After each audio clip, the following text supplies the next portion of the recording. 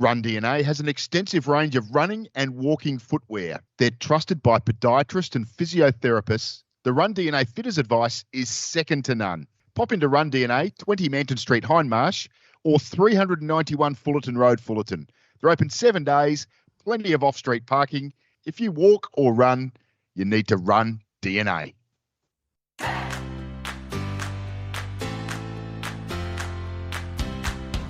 Welcome to Hooked on Sport. This is South Australia's weekly sports wrap, where we uncover the stories, personalities and moments that define sport across South Australia. It's time for Hooked on Sport with two-time Bradman medalist Ben Hook and state golf representative Sophie Hilditch. Thanks, Wallace. G'day, Soph. And our footy club, a minor premiership since last we chatted. I know. How exciting, Hookie. I cannot wait for these finals to begin. How about yourself?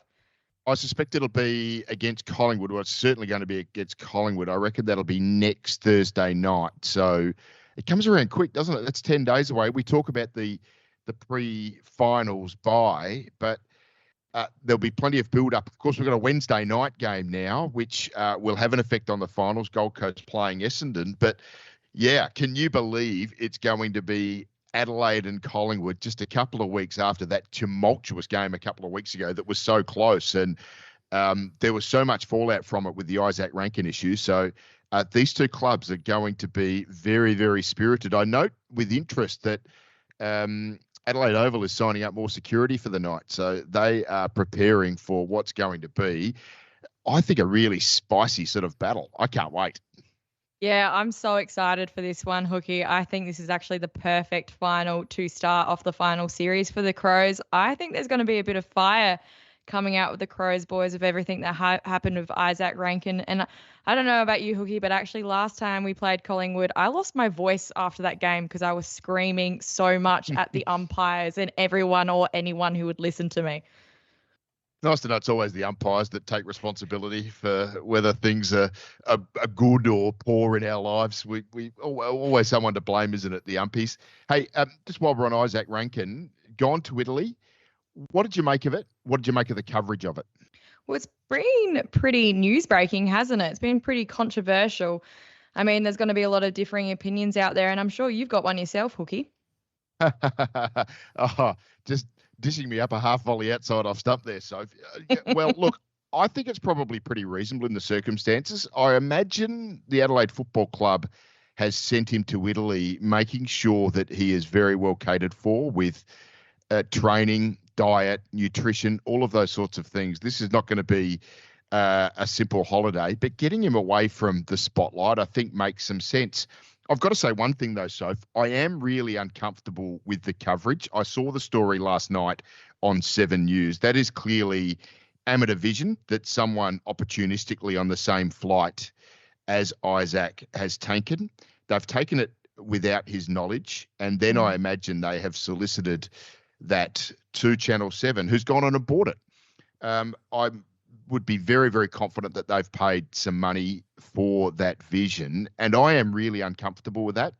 I think it is absolutely newsworthy that he has left for Europe. I don't know where the public interest is in actually buying that vision and then putting that out into the public domain. I'm uncomfortable with that. I just feel like that was just a little bit grubby by 7, and I reckon if that was me offered that vision, I would definitely run the story that he's left Australia, but I don't know that I'd use the vision or the photos that have been taken that are clearly not consensual.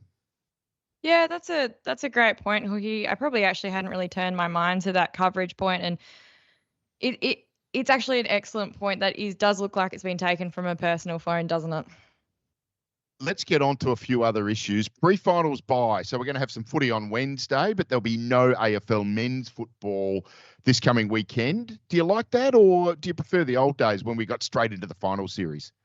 I'm someone who personally prefers we just jump straight into it, Hookie. I like to ride that wave. I think the teams that are performing right now, the break's probably not the best thing for them, in my personal opinion, and I think we just need to jump straight in. Yeah, look, I do agree from the perspective that it is nice to have a little bit of momentum, but I'm okay with this. I just find it's a bit of a refresher for everyone. It's a mini 4-week season that we have going on from here. I think your point's well made that it is a slight disadvantage to the top four when you go week off, win, week off. But I just think keeping it a little bit more even and giving those bottom four sides of the 8 a little bit more of an opportunity shouldn't be a disqualifier for the way this is played. I prefer this to a grand final bye.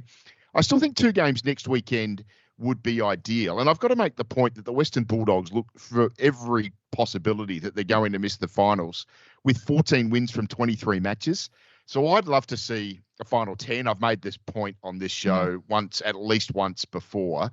But I don't mind the concept of let's just have a deep breath and then, yes, we've got 4 more weeks. Everyone go hell for leather. So we might just differ on that one a little bit. I'm looking forward to it. Hey, AFLW, it's in the swing, second week.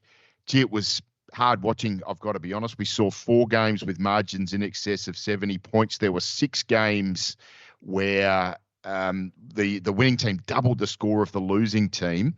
Now, does the AFL just cop that sweet, or do we need to start to be a little bit more critical about it? Yeah, look, I don't know if you got a chance to watch some of those games, but some of them were just absolute blowouts and pretty disappointing to watch.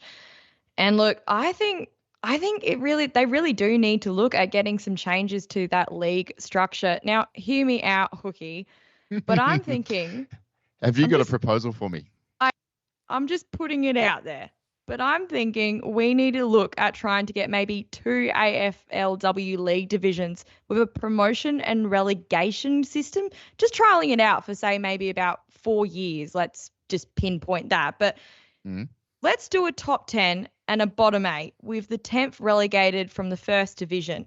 The first division finals be 5 teams, just like the SANFL. Yep. I just need to jump in. I'm just trying to work this as you speak about it. So there's 18 teams in the competition, and you want to segregate this out into 2 leagues. A top division and a second division, 10 teams in the first division and 8 teams in the second division. That's where we're at? Yep, that's bang on. Okay. That's exactly where I am.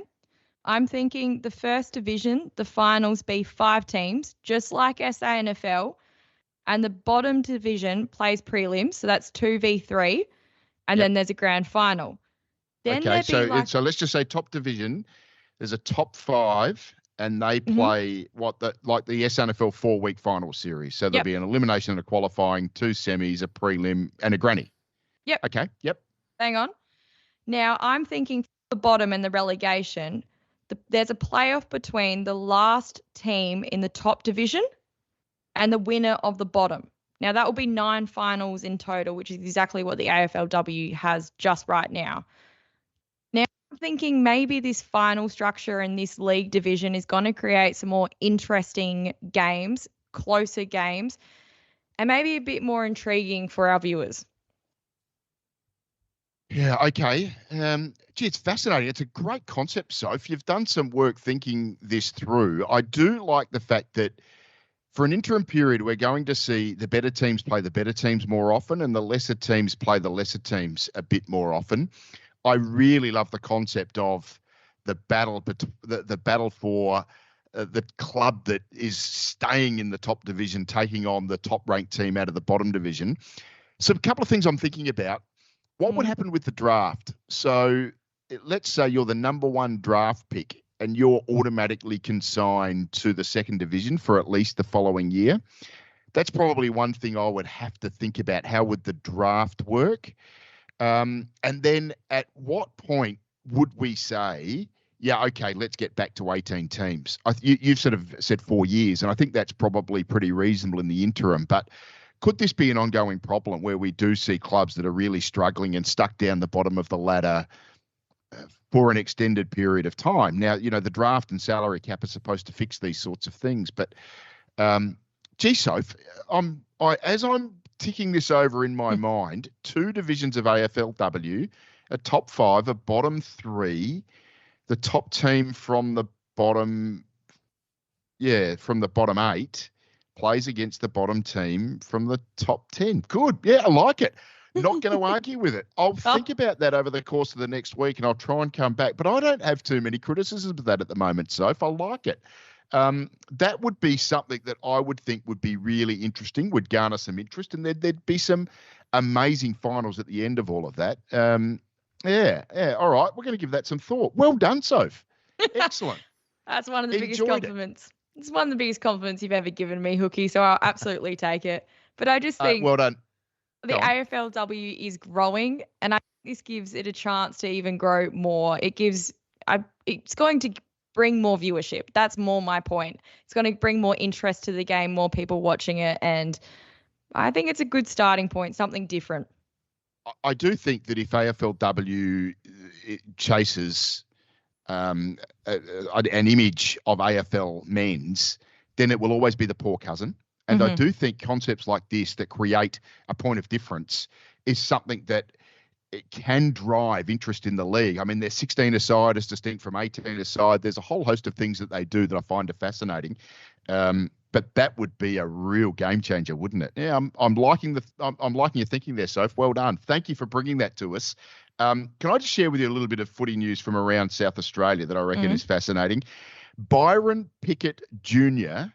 booted his 100th goal for Western United. This is over in the Western Air League, so miles and miles and miles right over on the west coast of South Australia.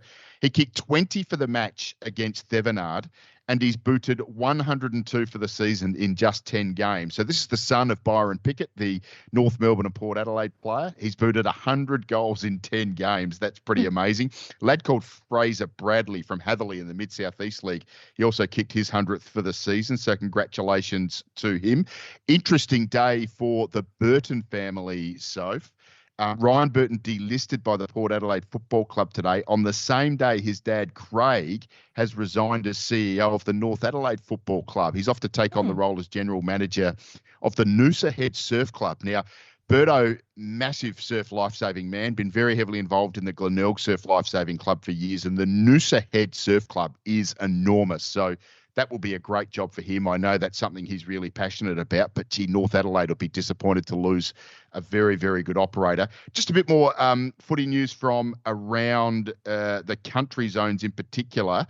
BMW, now that is Boolaroo, Melrose, Wilmington. They play in the Northeast League. They had two guys who played their 300th game on the same day. So Caleb Gurdon, I beg your pardon, he's played 130 games of A grade, 170 of B grade. He played his 300th game for the club. And Joe Kosh, 98 games in the A grade, 192 in the B grade. Does that add up? That might not quite add up. I haven't got my maths absolutely right. But anyway, both of them playing their 300 games for the club, so congratulations to them. Interesting story out of the Hills League. Bridgewater Callington Raiders, they've only had a C-grade team for the last couple of years. They're going to return to Hills footy, playing both A-grade and B-grade. Former Crow Chris Laddams has been appointed the footy director at the club. It's their 70th anniversary next year. They've been through some really unusual movements all over the shop in the last decade or so. They merged with Callington in 2013. They actually merged with Ironbank Cherry Gardens in 2023 and unmerged at the end of that year, and then went into C-grade only, and Ironbank Cherry Gardens went off to the Southern League. And I mean, that's the end of a wedge for a footy club when you actually do away with an A grade and a B grade and only enter your A grade team in the C grade competition. But they're back, as I said, it's their 70th anniversary next year. So we'll watch that space. Good luck to them. They only won 2 games in the C grade this year. So that is a bold move to step back into that for next year. The other thing I think is interesting also from the Hills League, looks like Mount Pleasant will no longer be a football ground, which is really, really sad. Torrens Valley uses Mount Pleasant Oval as well as Mount Torrens Oval, but the council up there, which is the Barossa Council, has declared that Mount Pleasant is to become an equestrian venue. So I know the footy club is desperately hoping they can at least keep some juniors there. So that'll be one to watch as well. But I always get a little bit concerned about the amount of kids that increasingly wanted to play footy and, girls as well. And if we're losing those green spaces in those community areas, that's going to be unfortunate. So if you've got a cricket story for us as well. I sure do. I felt like this was going to be a pretty AFL-dominated podcast this week, which completely makes sense. We're deep in footy season at the moment. but don't know if you got a chance to watch him. But Mackenzie Harvey just scored 100 runs off 52 balls for the Strikers in the top end series against Bangladesh A. It's really underlying SA cricket's recruiting strength at the moment, I reckon, Ben. And I'm sure, being the cricket guru, you definitely have an opinion on this one. He was the leading run scorer for South Australia in their successful one-day cup competition last year. Got a couple of hundreds, might have got 300s for South Australia in that competition, and then played a really important knock in the final as well. So he's been signed by the Strikers. It'll be interesting to see how he goes. I did watch Travis Head and Mitch Marsh. I was in Mackay yesterday for their 250-run partnership. So let's not get ahead of ourselves. I don't think Mackenzie Harvey is going to play cricket for Australia necessarily anytime soon, but he's got to be in the conversation, I suppose, maybe to get an Australia A berth. He's in great form. South Australia will actually play Bangladesh A in some trial games up there in Darwin late next week. But yeah, Mackenzie Harvey, what a pickup he's been.